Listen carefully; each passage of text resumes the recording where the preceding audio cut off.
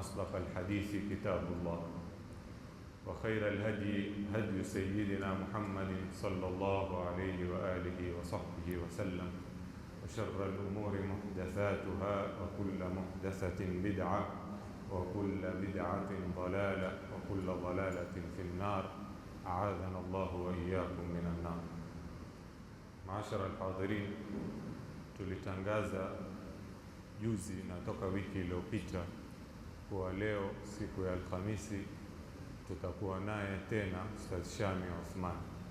Leo tutolea darsa siku ya Juma iliyopita, lakini kwa dhurufu moja au mbili hakuweza kuja leo. Ametupa salamu kuwa atakuja kesho, kwa hivyo tutabadilishana mimi na yeye atachukua kesho, mimi nitaendelea leo. Na leo kawaida huwa ni siku ya tafsiri, lakini kwa maombi ya baadhi ya wanaosikiza wamechelea kuwa hizi Jumaa zetu tukiwapa wageni hatutowamaliza wale wanawake bora 4 au 5 tuliosema tutawazungumzia hii Ramadhani. Kwa hivyo inshallah, kwa maombi hayo, kwa vile darsa ya leo ndio hiyo ya kesho, inshallah leo tutasoma darsa ya sira, kusoma tarikhi ya Sayyidatuna Fatima bintu Rasulillahi sallallahu alayhi wa alihi wa sahbihi wasallam. Historia kwa ufupi sana, kwa sababu hatuwezi tukaeleza historia yote ya nana mkubwa kama huyu kwa madakika machache 20 au 30 ambazo tuko nazo hapa. Sayyidatuna Fatima ni bintu Rasulillahi sallallahu alayhi wa alihi wasallam, ni binti ya Bwana Mtume sallallahu alayhi wa alihi wasallam, na hilo latosha kuwa ni fadhila kwake, bali latosha atakumaliza darsa ya kumwelewa nani ni binti yake Mtume sallallahu alayhi wa alihi wasallam. Hiyo yatosha kuwa ni fakhri kwa mwanadamu yoyote, awe ametokamana na kizazi na ametokamana na damu na nyama na matone ya Mtume sallallahu alayhi wa alihi wasallam. Lakini yeye ana zaidi ya hilo. Kama tukiangalia kwa upande wa kinasaba na upande wa kifamilia, ni kama anavyoeleza al-Imamu Dhahabi katika Siyar. Nasema Fatima babake ni Mtume sallallahu alaihi wa sallam, na Mtume ndiyo bwana wa viumbe wote. Yeye mwenyewe atuambia katika hadithi, ana sayyidu waladi Adam wala fakhar, mimi ndo bwana wa vijana wote wa Adam, wanadamu wote mimi ndo bwana wao, wala fakhar, wala sisemi hili kwa kujikuza au kwa kibri, sisemi hili ni fakhr, nasema ni fact, ndio ukweli kwa mimi ana sayyidu waladi Adam. Kwa hivyo huyu ni babake Fatima. Mamake Fatima ni Sayyidatuna Khadija. Tumearifishana kwa ufupi na kwa kufanya mukaddima tu Sayyidatuna Khadija ni nani katika juma iliyopita, juma ya mwanzo ya Ramadhani, tulivyoeleza tarikhi yake. Tukasema kuwa Mtume sallallahu alayhi wa alihi wasallam ametuambia katika hadithi yake, Khadijatu sayyidatu nisa'il alamin, Khadija ndiye bora katika wanawake wote wa ulimwenguni. Na katika hadithi yake, kamula min ar-rijali kathir wa lam yakmul min an-nisa'i illa 4, wa kwanza wao Khadija, yani wamekamilika katika wanaume wengi, wako wanaume wakamilifu, sababu mitume ni wengi 25 waliotajika katika Qur'ani na lakini 20,000 ambao kwamba hawakutajika. Kwa hivyo waliokamilika katika wanaume ni wengi, lakini hawakukamilika katika wanawake isipokuwa 4. Wa kwanza wao Khadija bintu Khuwailid, mamake huyo Fatima. Kwa hivyo babake ndio bora wa viumbe, mamake bora katika wanawake. Yeye mwenyewe katika hao 4 waliokamilika katika wanawake, baada ya kutajwa mamake akatajwa na yeye Fatima bintu Muhammadi. Wa pili wao katika waliokamilika ni yeye Fatima. Na katika hadithi nyingine, Fatima sayyidatu nisai ahli aljanna, Fatima ndiyo bibi yani ndio bora katika wanawake wa peponi. Kwa hivyo baada ya kuwa babake ni bora na mamake ni bora, na yeye mwenyewe akawa ni bora. Kisha mume wake Sayyidatuna Fatima aliokuja kumwoa ni Sayyidina Ali ibn Abi Talib radhiyallahu anhu wa karrama Allahu wajha. Sayyidina Ali mume wake Fatima, Mtume sallallahu alayhi wa alihi wasallam alimwambia na akawaambia masahaba, aliyun akhi fi dunya wal akhirah, huyo Ali ndio ndugu yangu hapa duniani na akhira. Kwa hivyo mume wake ndio ndugu yake Mtume sallallahu alayhi. Bali zimekuja fadhila nyingi sana za Sayyidina Ali. Katika fadhila kubwa ni hadithi ya Mtume sallallahu alayhi wa alihi wasallam alipomwambia yeye Sayyidina Ali, hadithi sahihi, akamwambia anta minni bimanzilati Haruna min Musa illa annahu la nabiyya ba'di, wewe Ali kwangu mimi ni kama Harun alivyokuwa kwa Musa, yani mshauri wake na msaidizi wake, bali na mtume mwenzake. Lakini mtume akamwambia Ali, illa annahu la nabiyya ba'di, isipokuwa hakuna mtume baada yangu. Kwa hivyo Harun alivyokuwa kwa Musa ndo wewe ulivyo kwangu, isipokuwa tu la utumi hauna. Siku wa utumi ni shirika kwetu sisi mimi na wewe, kama ulivyokuwa kwa Harun na Musa. Kwa hivyo fadhila kubwa aliyoipata Sayyidina Ali, ambao kwamba ni mume wake Sayyidatuna Fatima. Lakini ulama waliokusanya manaqib, fadhila na hadithi na riwaya zilokuja kueleza ubora wa Sayyidina Ali, wacha kando vitu vyote hivi, pamoja na kuwa Sayyidina Ali ndo wa kwanza kuamini katika wanaume, alipigana vita vyote na Mtume, ndio shujaa wa vita vya Khaybar, ndo alipambana na Amr ibn Abd Wud. Hatuko kwenye tarikhi yake Sayyidina Ali, lakini sote tuelewa ule ubora wake uliosheheni. Lakini kila katika ulama alokusanya fadhila na ubora wa Sayyidina Ali, ubora wa kwanza wanauweka pale, wasema ni zauju binti Rasulillah sallallahu alaihi. Yeye ubora wake wa kwanza ameutoa kwa Fatima, ni mume wake Fatima binti yake Mtume sallallahu alaihi wa alihi wasallam. Kwa hivyo tumeona babake nani, mamake nani, yeye mwenyewe nani, na mume wake nani, na watoto wake Sayyidina al-Hasan na Sayyidina al-Husayn. Mtume asema sayyida shababi ahli aljanna, wao ndio mabwana wa mabarobaro peponi.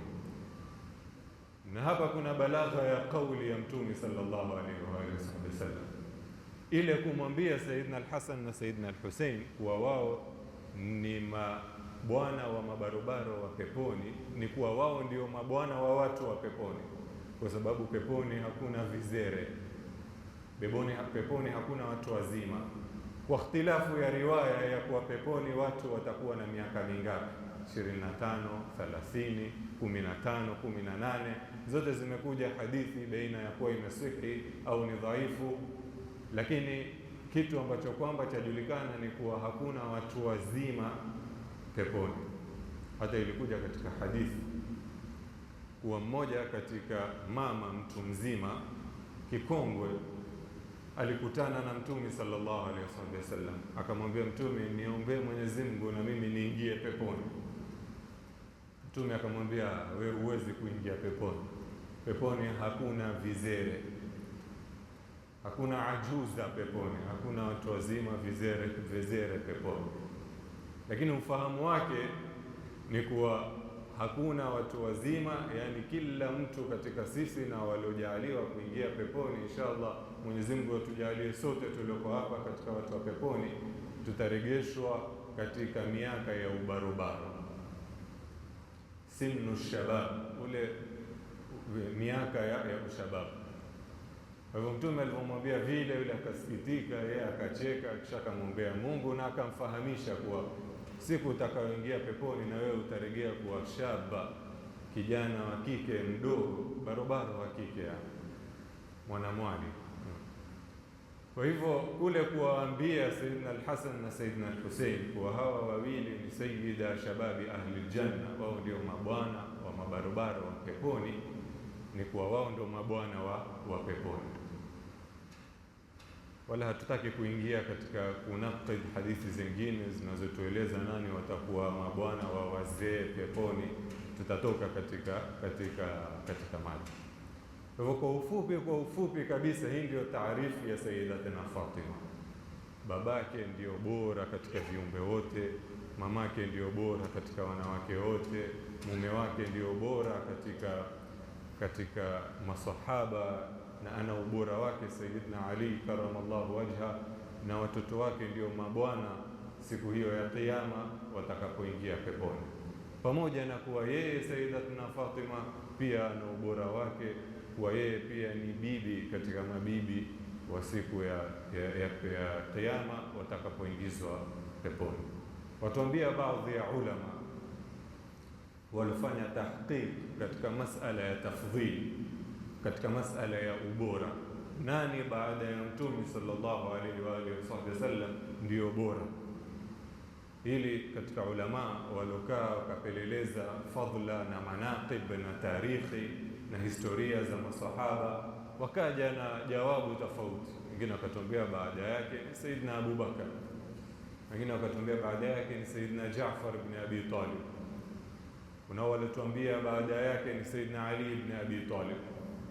Lakini wako na ulama wanaotuambia kuwa baada ya Mtume sallallahu alaihi wa alihi wasallam bora katika viumbe wote wa Mwenyezi Mungu ni binti yake, kipande chake, Sayyidatuna Fatima bintu Muhammadin sallallahu alaihi wa alihi wasahbihi wasallam.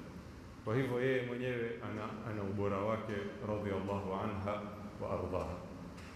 Sayyidatuna Fatima katika riwaya zilizokuja kueleza ubora wake ni kuwa safari moja kulitoka mgongano au malumbano baina ya Waislamu na Wakristo, Manasara wa Najran. Manasara wa Najran sehemu za Yaman, walipojua kuwa kunao mtume ametokea katika Waarabu na yuko Madina, jina lake Muhammad, wakafunga safari wale Manasara kuja Madina ili wapate kufanya malumbano, debate, munakasha na huyu mtume, wapate kujua ni wa kweli au si wa kweli. Walipokuja na wakazungumza kwa mazungumzo marefu, mwisho ikateremka aya ya ibtihal. Mtume sallallahu alaihi wa alihi wasallam akaambiwa na Mwenyezi Mungu wape challenge hawa Manasara, challenge ya ibtihal, challenge ya maapizano. Baada ya kuwa hawaelewani sasa katika ile mazungumzo, Mwenyezi Mungu akateremsha katika aya akamwambia, qul nad'u abna'ana wa abna'akum wa nisa'ana wa nisa'akum thumma nabtahil fanaj'al la'natullahi 'ala al-kafirin, au kama qala azza wa jalla.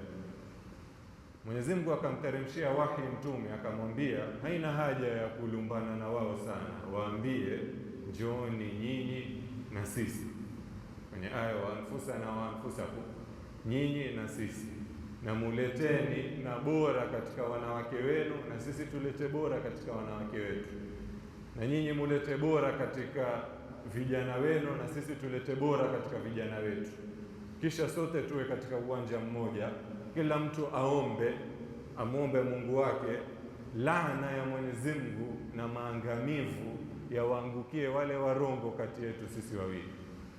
Mimi nadai ni mtume na sisi tumekubali kuwa Muhammad ni mtume, nyinyi mwadai si mtume, basi suluhisho lake twendeni uwanjani na bora katika watu wetu, kisha tuombe laana na maangamivu kwa pote potofu na pote ambao kwamba ni la sema urongo kati yetu sisi wawili. Wale wakasema sawa. Mtume sallallahu alaihi wa alihi wasallam akamchukua Sayyidina Ali ibn Abi Talib, akamchukua na Sayyidatina Fatima mtoto wake huyu binti yake, akamchukua na Sayyidina al-Hasan na al-Hussein watoto wa Sayyidatina Fatima. Hili la kutuonyesha kuwa hawa wamekubalika kwa Mtume sallallahu alaihi wa alihi wasallam kuwa wao ndio bora katika umma wake. wakaenda nao mpaka katika meidani ule, katika uwanja nje ya Madina. Wale manasara walipofika na wakaona nyuso za watu waliokuja pale pale, hawakukubali tena ile challenge, wakaogopa, wakarudi zao. Kwa hivyo Mtume sallallahu alaihi wa alihi wasallam kwa kutekeleza amri hii ya Mwenyezi Mungu ni kana kwamba iwatuonyesha ubora wao hawa na ubora wa Sayyidatuna Fatima kwa Mwenyezi Mungu Subhanahu wa Ta'ala, kwa sababu pale alipoamrishwa achukue bora katika wanawake wa Kiislamu na wanawake wa masahaba, akamchukua Sayyidatuna Fatima alayha salam. Na hii kauli alayha salam kwa Sayyidatuna Fatima si kauli pengine mtu ataona ni ya madhehebu mengine, la.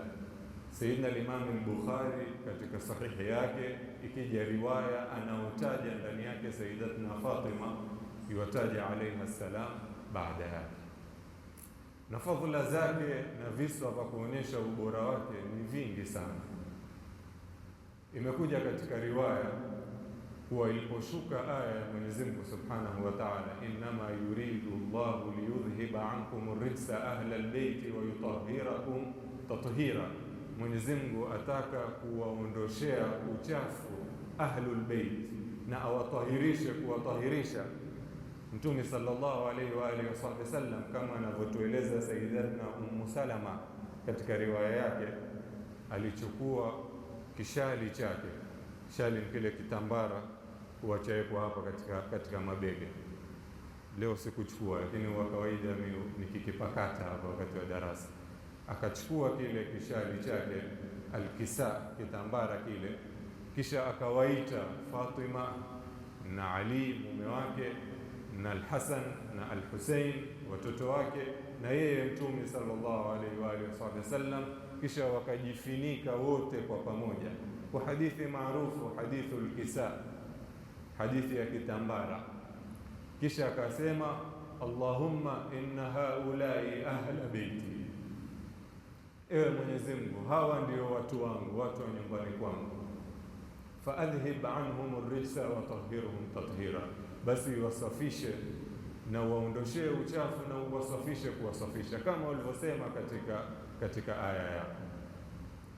Sayyidatuna Ummu Salama katika riwaya asema, katika riwaya zilizokuja kwa yeye akamwomba Mtume sallallahu alaihi wa sallam na yeye aingie, lakini Mtume akamwambia la, hawa ni ahli baiti zangu na wewe ni katika wake za Mtume sallallahu alaihi wa alihi wasallam. Sayyidatuna Fatima, imekuja riwaya katika Sahih al-Bukhari, walikuwa wamekaa yeye na Sayyidina Ali na watoto wao, wamefunga siku ya kwanza, wamefunga. Walipofunga, ilipokuja wakati wa kufungua mwadhini, wakawa washaweka tayari pale kate na al-aswadain, tende na maji na mkate wao, chakula chao. Hawana mambo mingi wala makubwa, ndio ilikuwa futari yao, mkate wa mtama ule na tende na maji.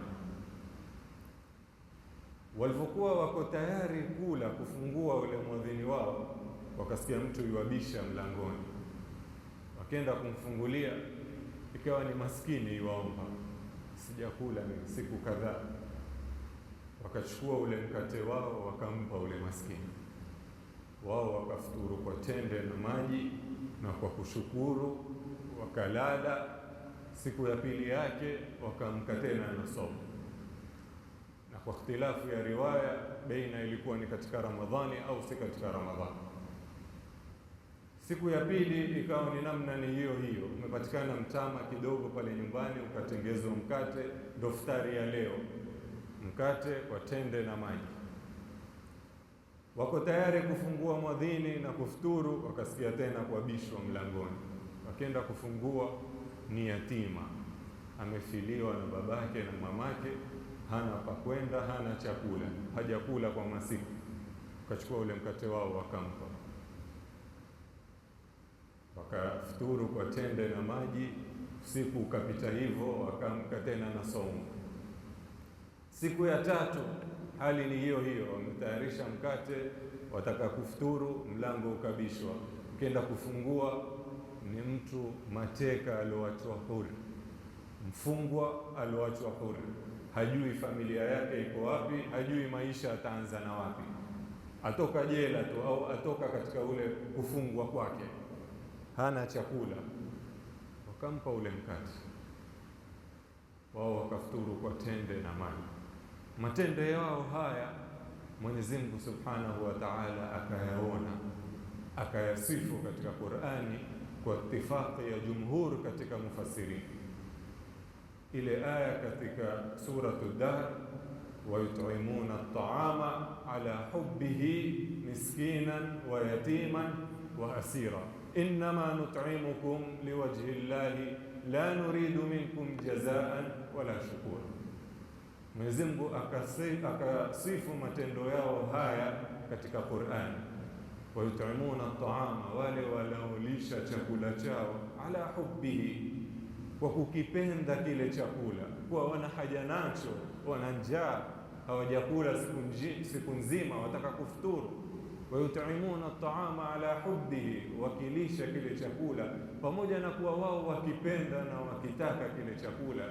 Miskina, maskini siku ya kwanza, wa yatiman, na yatima siku ya pili, wa asira, na yule mateka alioachwa huru siku ya tatu.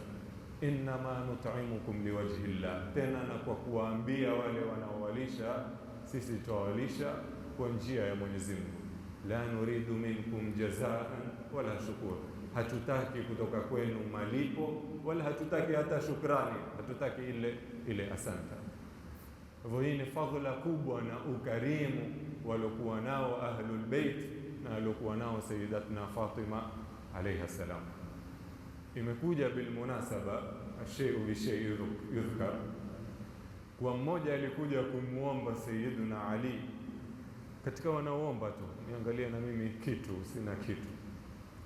Mara nyingi huwa akija mtu sampuli hii kuomba, huwa huangaliwa chochote pale kilichoko, shilingi 20, 50, kile kitu kidogo, lose zile sisi tuziita. Basi akaja akamwomba Sayyidina Ali. Sayyidina Ali yuko kwenye farasi wake, pengine yuko katika kutoka safari, amejihami na ngao yake.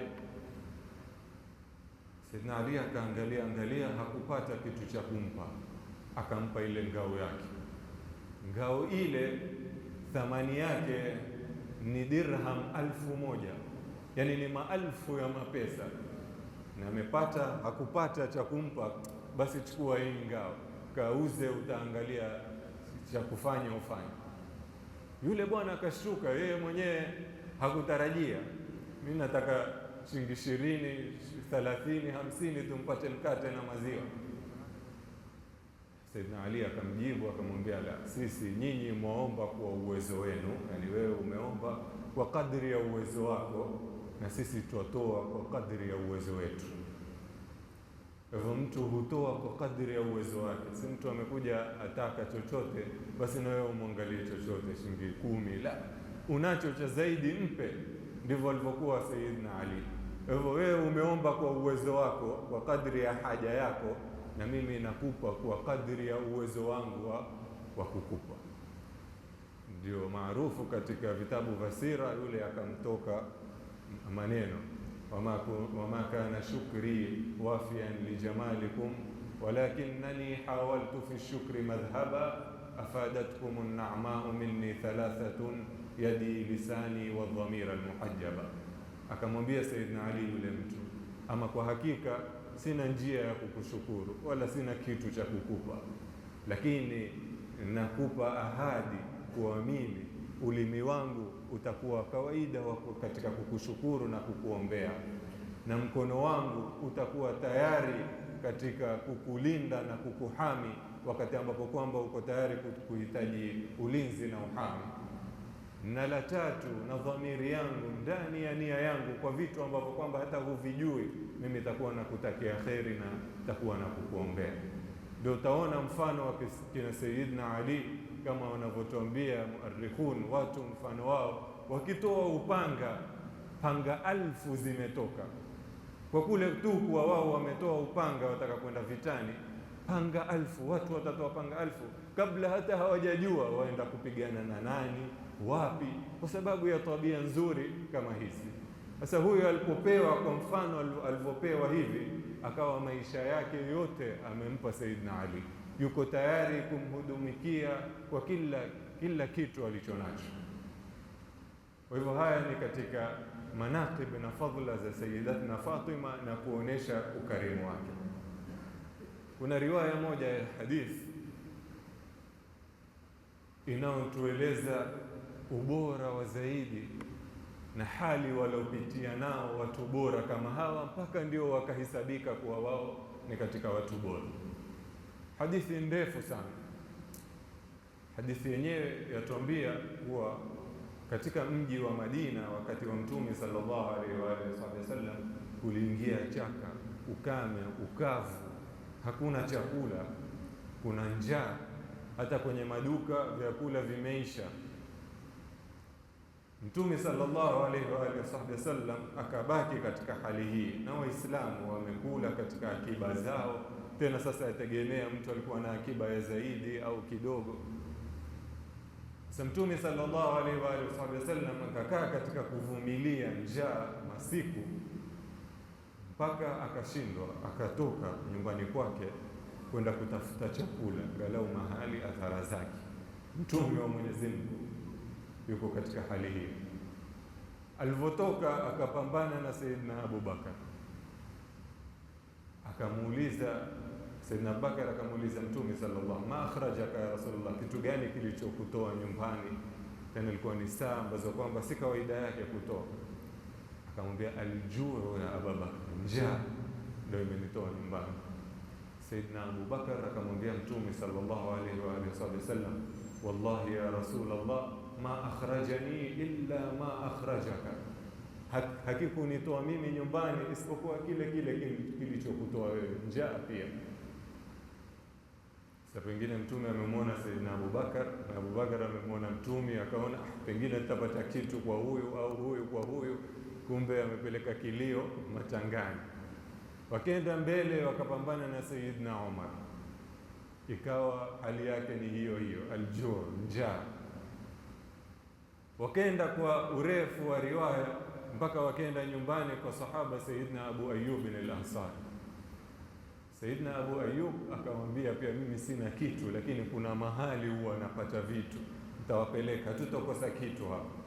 Wakaenda nje ya Madina katika bustani, shamba la mwanamke tu mmoja, mzee wa kike, yani kikongwe, ajuza. Wakaenda, walipoenda kule, yule akafurahi, yule mwanamke akawapokea, na fi'lan alikuwa na chakula cha kutosha pale ndani, tende na maziwa na nyama, na wakachinja na akawaruhusu wachukue watakachokuchukua. Samahalu shahid pale ninapopataka katika kisa hichi na hadithi hii ni kuwa Mtume sallallahu alaihi wa sallam kabla ya kula yeye akafunga chakula mwanzo, nyama na tende, akamwambia Sayyidina Abu Ayyub, hizi kapeleke nyumbani kwa Fatima, wana masiku hawajaonja chakula katika mdomo wao. Sasa tasawwar ubora wa Sayyidatuna Fatima kama tulivyoeleza, wake yeye mwenyewe na wa babake na wa mamake na watoto wake, lakini masiku yapita, billahi alaykum, masiku yapita bila wao kuonja chakula katika midomo yao. Sayyidina Abu Ayyub alipopeleka kile chakula kwa Sayyidatuna Fatima, Sayyidatuna Fatima atuambia katika riwaya, kumwambia Sayyidina Abu Ayyub, wallahi nina siku 3 tumbo langu halijaingia chakula. Yamwambia Sayyidina Abu Ayyub na kwa bishara na kwa furaha. Hivyo tukisikia huu ubora umetoka mahali, umefanyiwa kazi, ukafanyika, ni ubora deserved ambao kwamba waustahili wale watu. Sayyidatuna Fatima huyu, tukimalizia kwa sababu ya wakati, akaishi pamoja na babake, maudhiko yote na dhiki zote zilizompata babake na yeye zikampata, pamoja na kugura na kuolewa na Sayyidina Ali karramallahu wajha, mpaka akawa katika firash, katika kitanda cha mauti yake. Alivyokuwa katika kitanda cha mauti yake, Mtume sallallahu alaihi wa alihi wasallam akamuita na akawaambia wale walioko karibu wasiongee mbali kidogo. Akamnong'onezea maneno mtoto wake wa binti yake. Alipomnong'onezea maneno ya kwanza ya Sayyidatuna Fatima, akalia, akatokwa na machozi. Kisha akamnong'onezea tena maneno.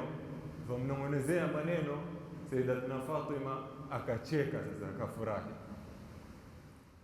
Kisha basi Sayyidatuna Aisha, maana Mtume alikuwa akiuguzwa nyumbani kwa Sayyidatuna Aisha, ayaona haya. Alivyoona haya akamuuliza Sayyidatuna Fatima. Sayyidatuna Fatima kwa riwaya moja yatuambia akakataa kumwambia. Akamwambia, la, hii siri yangu na babangu, siwezi kukwambia madamu yeye mwenyewe yuko. Kisha Sayyidatuna Fatima alivyoona sasa maradhi yameshtadi ya Mtume sallallahu alaihi wa alihi wasallam, akatokwa na maneno kama ilivyo katika hadithi ya Anas. Akasema, wa karba aba, dhiki gani hii, mateso gani hayo yalompata babangu. Na Mtume katika ugonjwa wa maradhi yake kama tunavyojua sote, alipatikana na uzito na uthaqili, mpaka yeye mwenyewe akasema, ala innal mauta la sakarat, haya mauti ni sakarat, ni mazito. Kwa hivyo Sayyidatuna Fatima binti alivyomwona babake katika hali ile, akaingiwa na shughuri, hisia ndani ya mwili wake, wa karba aba, dhiki iliyoje hii ilompata babangu. Mtume sallallahu alaihi wa alihi wasallam akamwambia, laysa ala abiki karbun ba'da al-yawm, baada ya leo babako hatakuwa tena na shida wala na dhiki katika dhiki za kidunia. Kisha Mtume sallallahu alaihi wa alihi wasallam akafariki. Atuambia baada Sayyidina Anas ibn Malik radhiyallahu anhu, atuambia alipofariki Mtume sallallahu alaihi wa alihi wasallam, Sayyidatuna Fatima pia akatoa maneno, akasema, wa abata ajaba rabban daa, wa abata ila Jibril an'a, wa abata aljannatu alfirdausi ma'wa. Babangu ameitikia mwito wa Mola wake subhanahu wa ta'ala. Ni Mwenyezi Mungu amemwita na yeye akaitikia, akafariki. Babangu, tumshtakia au tushtaki huzuni yetu kwa Jibril rafiki yake. Babangu, aljannatu alfirdausi ma'wa, pepo ya Firdausi ndiyo mashukio yake. Sayyidina Anas atuambia kwa sisi, kisha tukamchukua Mtume, tukamshughulikia, tukamzika. Tulivyorudi, Sayyidatuna Fatima akaniuliza mimi, ya Anas, atabat anfusukum an tahthu turaba ala wajhi rasulillahi sallallahu alaihi wa alihi wasallam. Anaambia, aliniuliza, Anas, nafsi zenu zilikubali vipi nyinyi kuumwagilia mchanga katika uso wa Mtume sallallahu alaihi wa alihi wasallam?